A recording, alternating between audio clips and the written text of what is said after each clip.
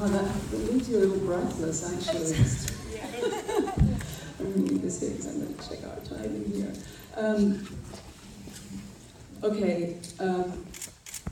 I have to tell you, I've had birds all my life. And you nailed it. Could I just tell you that I'm an animal lover, but birds have always terrified me a little bit because I just don't know how to interact with them or communicate with them. And I remember when I was a teenager and I was trying to be cool and smoke cigarettes and someone said, the way you look cool smoking a cigarette is you never look at the cigarette. Just never look at it. Just don't even. I thought, I wonder if that applies to birds. So I had that bird on my shoulder and I just thought, I'm just never going to look at it. I met it the day before. I picked it. I auditioned 3 birds for that bird. I picked this guy. His name's Little Man. He's a really adorable little bird. And I picked him because he did nothing. He just sat on my shoulder. The other ones were crawling around my head. And I picked him and he sat there and then he got totally infatuated with the what do you call that? A canoe? What do you call a canoe? A canoe? Cannula. Yes, I'm sure, But he was fascinating, and then I just decided I'm going to stop and look at it. I'm going to tell my son the story. I don't care what that bird does. I am going to tell my story. And it kind of infused me with a lot of the anger and something was Well, they are. They're very social animals, and actually, birds like to cuddle. Did anyone ever tell you that? No, I didn't, but I may get one now because I do think about that bird a lot. I love him. I think he loved you too. Thank you. So, we're doing this as a part of our Spotlight program, and when we do a Spotlight, we really look at honoring the work at a particular point in someone's career, like not a career trajectory thing, but this specific point. And I'm wondering about this film for you too. Both of you have such amazing work in your background, and a very sort of diverse kind of things, you have more, you have a mom in your background very recently, but you've also got the White House and the Hours. You have such an odd mixture of things, if I may say so. Between being the female incarnation of the Joker and being in Wolf of Wall Street, and we actually showed Goodbye Christopher Robin here as well during the film festival. It's an interesting career. So, what was it about this film now for each of you? And was there something in each of these extraordinary roles that made you feel that this was the right moment to do this film?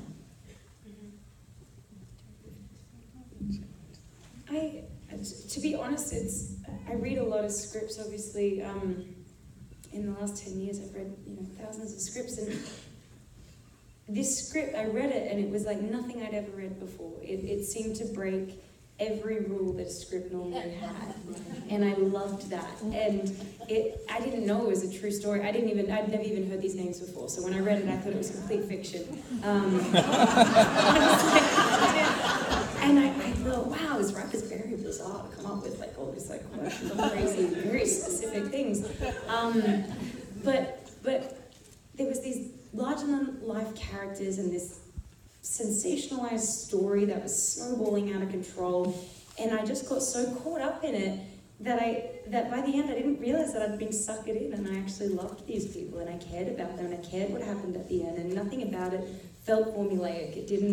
I didn't know where it was going. There wasn't, the second act low point. There wasn't there wasn't all those things, those markers that I normally look for in a script. It had none of that, and yet it did what a script should do. It entertained me, it got to me. I felt so much for these characters, and I felt so much for Tonya. And then when I researched it and found out it was all true, I was mind-boggled, but I was also even more enthralled, and I really did. I felt like her story hadn't been heard. I felt like every time I watched an interview, I was like, God, everyone's just manipulating her into sounding a certain way, and these headlines, and it made me want to tell her side of the story. And I love that you say heard rather than told. Mm-hmm. She needed to be heard, right? Yeah. Allison, how about you? Well, I actually never thought this was going to happen for me because Stephen Rogers is a dear friend of mine, and he wrote this movie, and he's written a lot of other movies, and he's written parts for me in those movies, but I've never actually played those parts. It's sort of a long-running joke of ours, which I say, the part written for Allison Janney will be played by Betty White. It was always not me. So when he called me and he said he was writing this movie about Tonya Harding, and I was going to play her mom, and I was going to wear this crazy fur coat with a burr on my shoulder, and I was going to be an alcoholic, and I was like, oh my God, it sounds fantastic, I can't wait. And he knew that I would love to have a challenge like that, and then I thought, I hung up the phone, I thought it's never going to happen, because it's been our track record. But for some reason, a lot of people moved heaven and earth to make this happen for me. I'm so grateful and proud to have finally gotten to work with my very good friend, and so yeah, this was something that's been coming for a long time, and it was worth the wait. Well, these roles, I mean, there's nothing like these people, and there's the emotional preparation that you have to do as an actor, and then there's the physical, and for each of you, those things are, deeply embedded. I mean, for you, just physically dealing with skating, and for you, just the physicality of who this woman is. When you're discovering a character, what are the things that help you to connect? I started doing animal work. I don't know if you've done this before, where you pick an animal for your character. And I've been working with a movement coach who incorporates a bit of Alexander technique, but also he calls it animal work. And you feel like an idiot for a lot of it because you're running around like a horse or whatever it is and making the noises and all that kind of stuff. But it really helped me find the physicality for Tonya and to understand where she was emotionally as well, because animals obviously have very clear, motivations, and when you're trying to distill a scene down into like the clearest motivation, it really helped. I don't know. I know that sounds weird, but it really helped me. I've never done that. Yeah, I started doing it for this. Is the first time I did it was with Tonya, and I've been doing it since. I find it so helpful and tell us what kind of animal she is, or is that, don't tell us. No, I'll tell you. I will. Don't tell anyone, guys. It is a weirdly personal thing, and I might sound crazy up here. I picked a pit bull.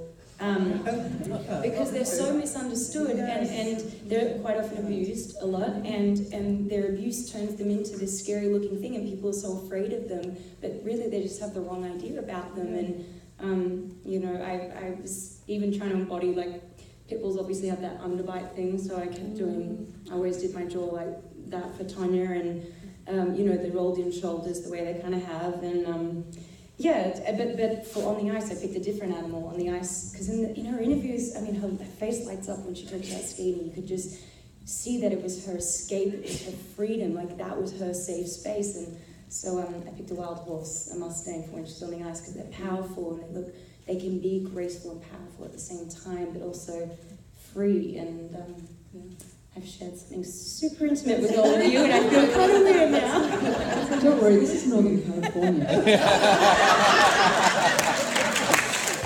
Everybody does that here.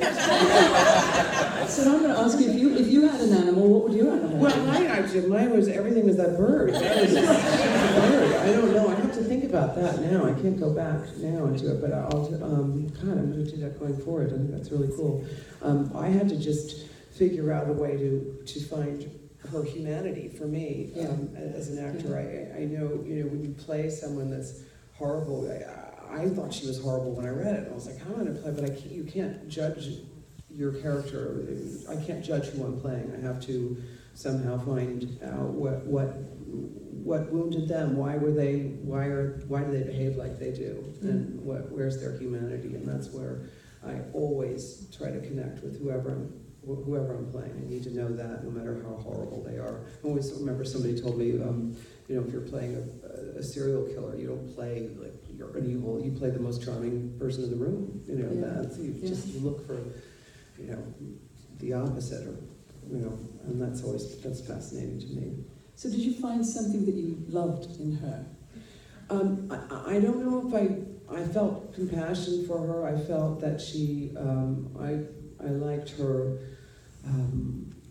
I knew that she was someone who was mad at the world and felt that she had got dealt a bad hand and deserved better. And we've all felt like that. Every one of us has felt that way at some point in our lives. And I connect to that anger and resentment about things. And then sometimes as an actor, I look at every, and mothers do with daughters sometimes too, and think of their daughters as extensions of themselves. And in some of the scenes where I had to be, really furious at her, especially in the diner scene where I'm yelling at her, I think of that as part of myself that I'm angry at. We can always we're always such harsh critics of ourselves, and I, as an actor, I sometimes pretend that I'm talking to myself. The secrets are all coming out today. How could you be such an idiot and mess up? Or it's easy to be mad at myself. Yeah. So it's interesting, just thinking about the emotional part of the characters and also the physical part. I mean, you're talking about some of the scenes that you two have together are physically violent. So I could as much ask you, how did you protect yourselves emotionally? But how about physically? Can you perhaps describe what? We don't. She's so good. I was so glad that she was so good. We didn't have a lot of time to work out, no choreography. There was no like breakaway glass sort of like if it was an indie I was like, I'm film gonna throw set. this duck to the left. Yeah. And she's like, my left, and just duck. Yeah. And you just have to jump in and do it. But that's why that's like, I don't know, with a lot of things in this film, I felt if we had all the time in the world and all the money in the world, we never would have made a movie that feels like this. Right. It's like we needed, like everything about it had this rough around the edges, like spontaneous, raw, in the moment, chaotic and heartfelt, and people really, like every crew member we had in this film poured their heart and soul into it, and you felt that on a set, but also having those boundaries, having the time and financial restrictions that we had, meant that moments like a fight scene are pretty visceral, because when I'm ducking, I'm actually ducking. I'm like, I don't want to be hit with something, like, it's just, it has a different feel, and I think that's something I think I love about our film most, is that it was a bit rough around the edges like that. So were you, with scenes like that, was a lot of it like one take, or did you have to do it multiple times? Great. I mean, we shot really fast on this film, like 260 something scenes in 31 days. It was like freakishly fast. But Craig always spent the time, as quick as he could shoot, and he could shoot faster than I've ever seen someone shoot. I never felt rushed as an actor, and in those moments, the really important moments, there was endless amounts of time for those moments. So the fight scenes we actually did spend quite a bit of time on. It's fascinating. It's I think the other thing that's really striking about the film is, as an audience, you experience it really initially through the humor in it. I mean, it begins in a very sort of amped up kind of way, and it's very well paced, and you're driven to laughter. And then there's a point where you sort of pull back and say, wait a minute, am I really laughing at this? I mean, how's that been for you, just from the perspective of finding that line between, I mean, as I hear you talking now, Allison, I mean, your comic, just in your conversation, the timing is impeccable. So, and the other mom that you play has a lot of humor. How do you find that balance between, working the line or the scene and actually giving it truth? I've always, some things I don't know how I know how to do certain things, but I do know that when I'm I don't think ever that I'm in a comedy. I'm in the stakes are higher. That's usually what makes things funnier. If the stakes are just higher, and your character goes all the way. If if someone tells me to hide behind this microphone, I'm gonna hide behind this microphone, and no one's gonna be able to see me. Just things like that. They're just absurd, but I'm gonna treat them with a complete I'm going to be complete. Oh God, words. just going. It's just going to be what I'm going to do, and just the stakes are high. That's all. That's all I know. And then in terms of the tone of the movie, and like Craig was telling me stuff I never knew, how he got people to laugh at a scene or not know what to think of it in terms of if he played something in a wide shot or a medium shot, and that plays a lot. It's that relationship that really drives it. Yeah. Well, since we've been mentioning Craig and Stephen, I'd love to invite them back on stage, and we have something for you.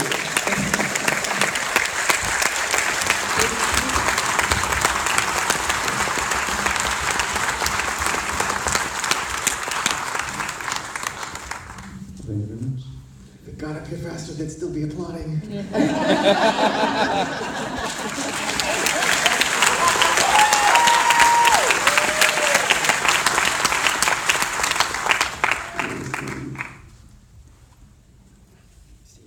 Oh, hi. I think that was my line. I've known Allison Janney for 150 years. We met when we were both students at the Neighborhood Playhouse, which is an acting school in New York. We were in the same year, but we were not in the same class. But there was this one day when for some reason both of our classes got combined, and I thought I was really good. But all of a sudden, this girl comes on, so powerfully emotional that everybody in my class was just looking at each other like, that's what we're supposed to do? We're supposed to be doing that? I know that at least 4 or 5 kids quit in their heart that day. So I always knew how good Allison was. I wrote the part of Lavana for her, and people ask me a lot, why did you write her a part where she had a bowl haircut, a bird on her shoulder, and kicked little girls out of chairs? Because that's Allison. She can bring so much humanity to every part she plays, and also parts where you don't expect to find them, because she has that humanity off stage as well. If you go to Las Vegas, you want her to stand next to you because you will win. Because she was touched by an angel and nobody told her. We have been through a lot of life together. We have been through death together. We have been through what we thought was life and death, but really wasn't together. And I can't tell you how intelligent I think Mill Valley is to name the Best Supporting Actress Award for the singular Allison Janney.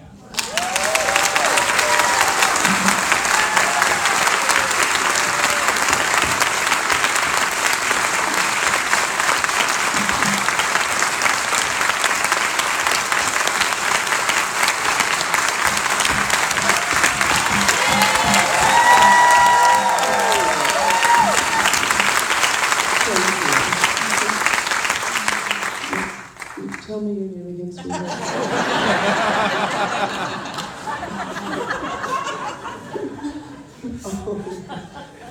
So Mark, everyone at Mill Valley, thank you so much for this incredible honor. Of course, I've already told everything I was going to say because I got to tell you in our little interview here about my relationship with Stephen and how special this movie has been for me because of our finally getting to work together and our friendship over the years, and Stephen having believed in me and been in my corner way before I ever was. He's always believed in me and supported me and been there for me, and it's just a complete honor to be in this movie, and I love you so very much. And to be in this movie with Margot and Craig, and her fierce commitment to this role was stunning to me, and it set the bar for all of us in this movie. She is as a new hero of mine. I adore you, and she made this movie so special. And yes, people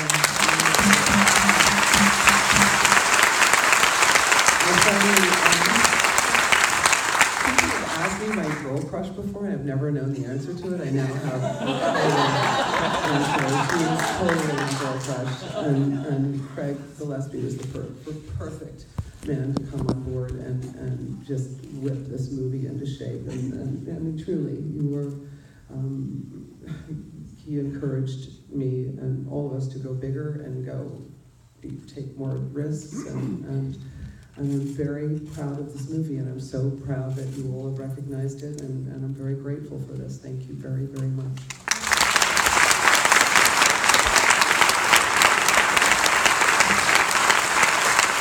And with that, I would like to invite Craig to speak. Hey everyone. I just wanted to start, obviously you may be getting a sense of this film that we did this in truly the most independent way. It's like we had some choices along the way, and we opted to keep all the creative control and take less money and really make the film we wanted to make. Everybody throughout the whole crew, every department, was the same. Everybody came onto this project for the love of it and worked their asses off all the way through. And I think the one thing you got to appreciate when you're on a set is a lot of time it's the lead that sets the tone of what's going on. And Margot Robbie worked so hard on this set and so fearlessly as a producer on this as well, and being able to take control of situations and cut to the chase and figure out the source of what the problem was, constantly switching hats. And then on top of that, being able to train, skate, 5 months of training, and all the work and the prep that she did to become Tonya Harding.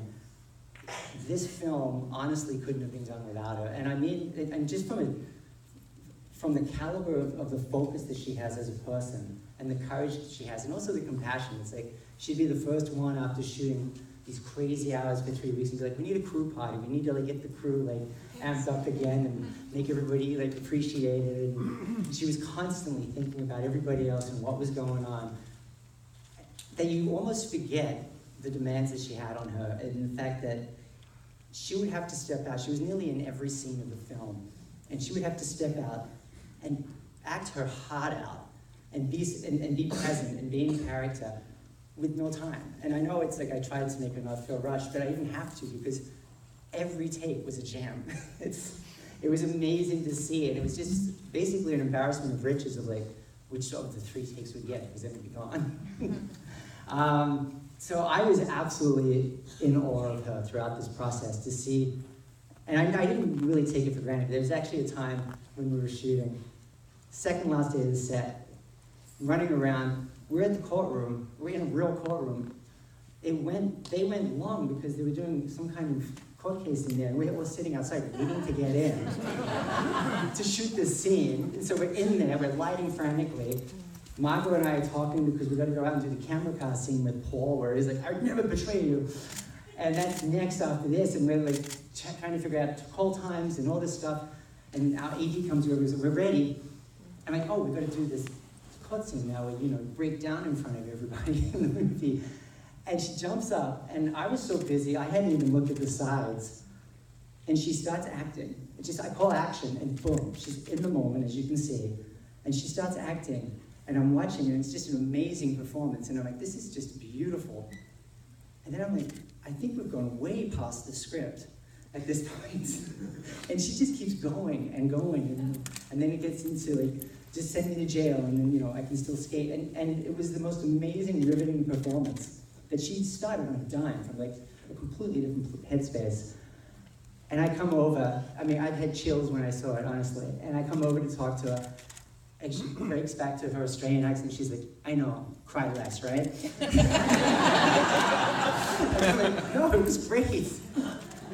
But that tenacity and that focus and being able to have such a skill set that she can just pull her craft out like that and use it was flooring to me. And I'm so honored.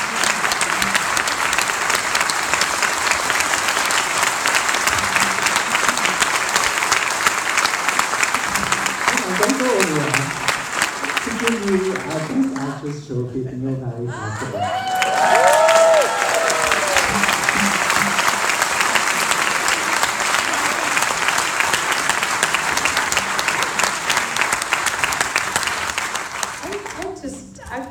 I've never heard Craig speak about me like this. You've got to understand, we have like such a shorthand by this point. It would be literally like that on set, where I would finish a scene and our shorthand by halfway through the film is like, again? Yeah, again? How fast? No, no faster. Tears? No tears. Got it. Action. Go. There was no, well, perhaps in this moment you'll feel in particular. There was none of that. And I'm so touched by what you just said. Thank you, it's so kind. And to hear everyone in this room to be here and Mill Valley Film Festival and Zoe and Mark and just, I can't tell you what it feels like to be a film lover in a room with film lovers. It's just the best feeling in the world. I mean, I love my family, and when I go home to Australia, I want to give them every detail of what I've gotten to live through that year, and the sets I got to see, the people I got to work with. And you know, they're interested for like 5 minutes, but then it's like, okay, I don't know what a DP is. Like, what are you talking about? And I just want you to know how much I appreciate you guys wanting to be here, and you guys wanting to see our film, and you guys wanting to honor our film and recognize it, and in this incredible legacy that you have. I mean, of all festivals to be recognized at, this is like the top caliber, and it's just wild. It's wild that we get to be here, and I'm really grateful. I'm grateful to be sitting with you guys. Thank you.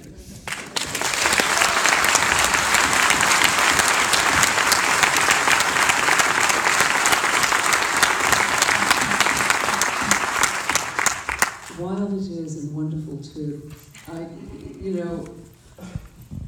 I think just seeing the four of you together is such a testament to the power of people working together well. And you don't always see that, you know, in any place. But it just, I mean, the fact that we are honouring both of you tells us about how you work together, but it also tells us about how all of you work together. And knowing that you were, you know, you produced this as well. I mean, how did that come about? How did you, you know, how did you manage to have two major roles going at the same time during this production? It was very busy.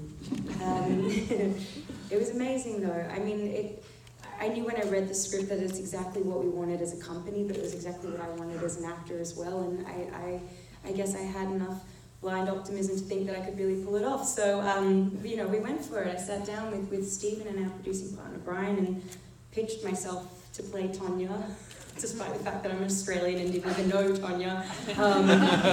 And to also let our brand new production company produce as well. This is the first production for your production? It's the first one to be released. It's our second one we produced, and the first one to be released. And we just wrapped on our third one actually. But we were still shooting this in March, so you know a lot's happened this year. It's been pretty wild, pretty crazy, yeah, pretty wild. Yeah. Talk a little bit about this. Let's take some questions from the audience. Come on, let's do this. Okay. Yes. I read somewhere that Tonya Harding was a consultant on the film.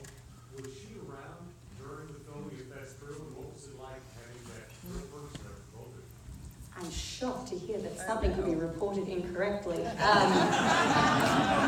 She was not a consultant on the film. No. She did see. Craig and I flew to Portland. Obviously, Stephen, when writing the script, tracked down Tonya and did a series of interviews with her, and then did a series of interviews with Jeff Gillespie. And since they contradicted each other so much, there was the brilliant creative structure of this film. Craig and I flew to Portland to meet Tonya, but I'd already prepped my character and decided how to play the character. We really were just meeting her as a person, and to let her know, like, we're making a film. It's not a traditional biopic and it's not a documentary. We need to have our freedom to really tell the story in our own way. And she didn't come to set once, she didn't consult, she didn't get a say in the script at all. And, you know, I text with her on and off throughout the shoot just to say, like, hi, it's day one of shooting, you know, happy holidays, whatever. And then we showed her the film a week before we showed it at Toronto Film Festival. How did she respond to you and the whole film? How did she respond to you in the whole film? And we'll just repeat the questions. Oh, sorry, of That's course, okay. yeah. That's good. She was incredibly kind to me. She was incredibly understanding of the whole thing. I thought we were really going to Portland to placate her, and it was kind of the opposite. It ended up being like a therapy session for me. Like she was like, no, but how are you doing? And I was like, what do you mean? She was like, well, with fame at a young age and with the skating. And I was like, yeah, I'm kind of struggling. It's really hard. And she was so kind, and very understanding about our process and what we needed to do. Yeah. Yes, Talk about your skating and what you had to do to get ready for this part. And could you just do a quick jump on the snake? In these skills, you got it. The triple axel was an interest. Sorry, I didn't let you repeat the question. Sorry. Did everyone hear that? Yeah. Okay.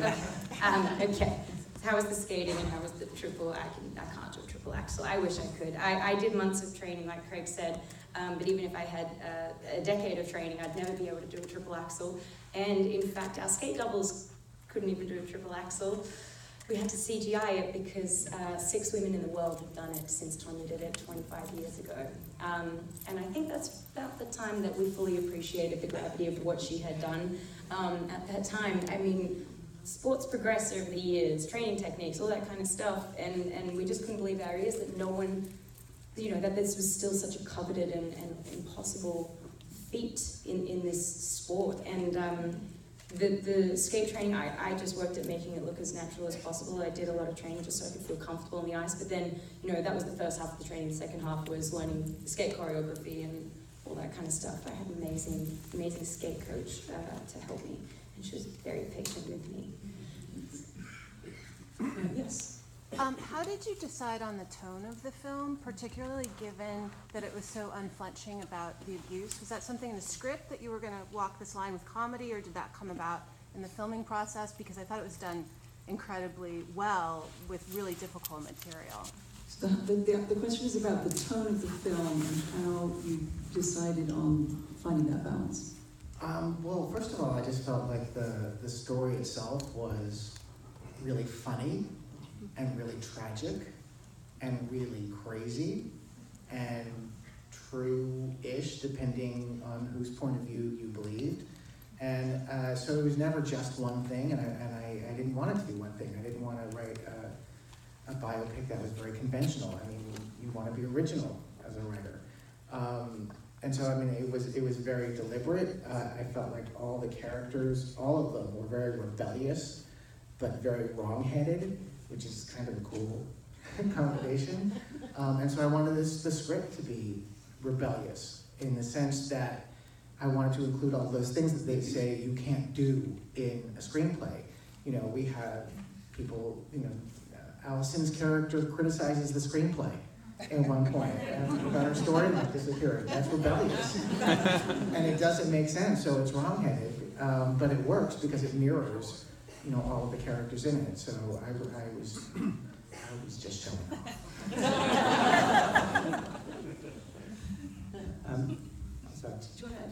Yeah, and when I first sat down and met Margot, her 2 questions to me were, how are you going to do the tone of the film? And the second question was, how are you going to handle the abuse? And I said to her, I think it needs to be brutal. I think we need to see where she came from and why she made the choices that she made in her life.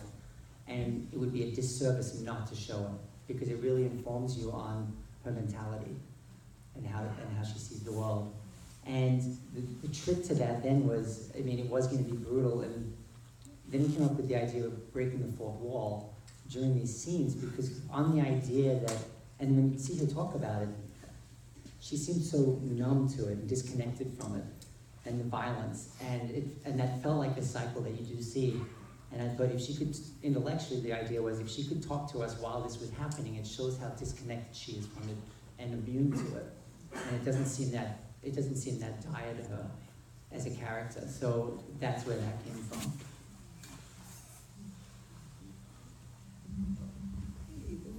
Yes, yeah. How do you act differently when playing real do you act differently when playing real people as opposed to fictional characters? I've not had to play a lot of real characters in this. And even, Tonya's mother, as it turns out, is alive and well, I don't know if she's well, but she's alive.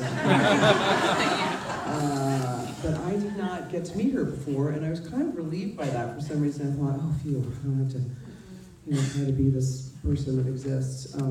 Instead, I got to be, Tonya's version of her mother, and Jeff Galooly's, by the way, was the only thing they did agree on about that, who Lavana was and how cruel she was.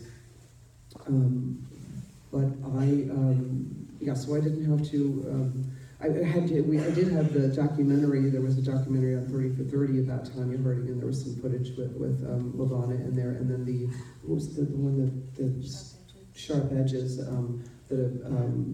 I think it was a Yale student did about Tonya when she was 15, and there was some interesting footage on which you saw at the end of the movie. At the end of the movie, when you see her in the fur coat with the bird. Otherwise, people are like, "Why? How would you arbitrarily put a bird on?" You're like, but that really existed. So that stuff helped enormously. That was fantastic that we got that look from the real Lavana.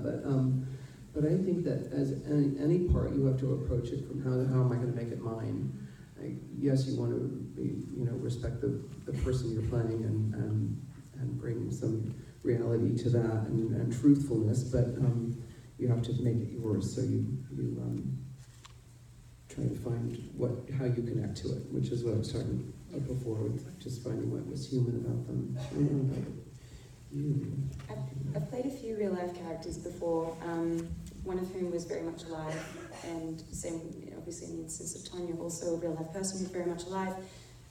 Also, in Tonya's case, a real life person who's alive and already known by the general masses who've already decided what they think about her in a lot of cases. So it was a strange thing, and I definitely feel like a lot of responsibility when you play a real life person who's alive.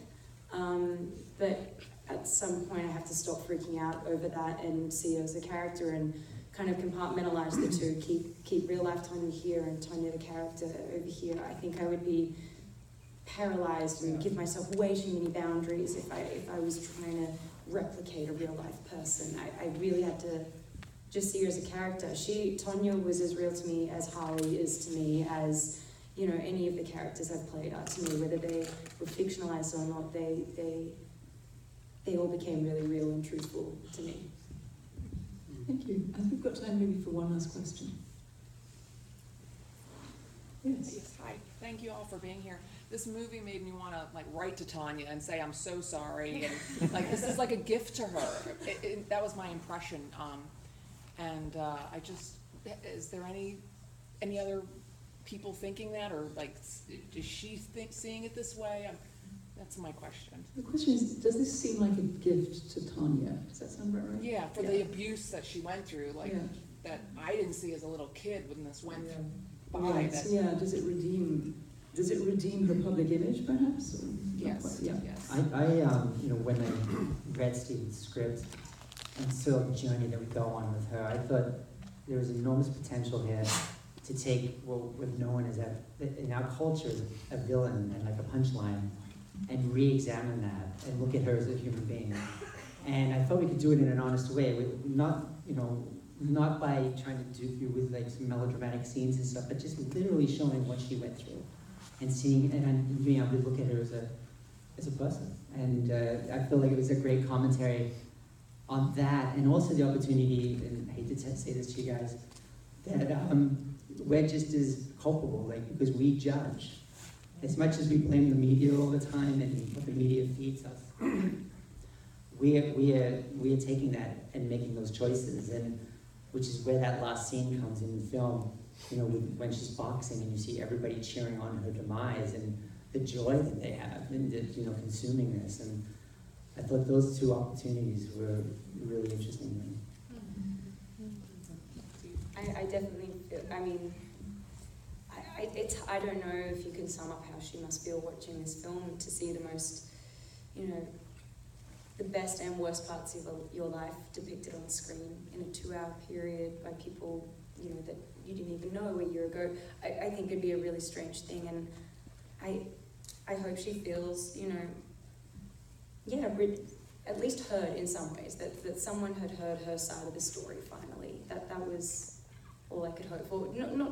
We never set out to say she was a victim. We never, but I didn't think she deserved to be called a villain either. It was just, she's just a person, and you didn't hear the whole story, and you know, now you can hear the side you didn't know. Right, thank you. Well, thank you all so much for telling her story so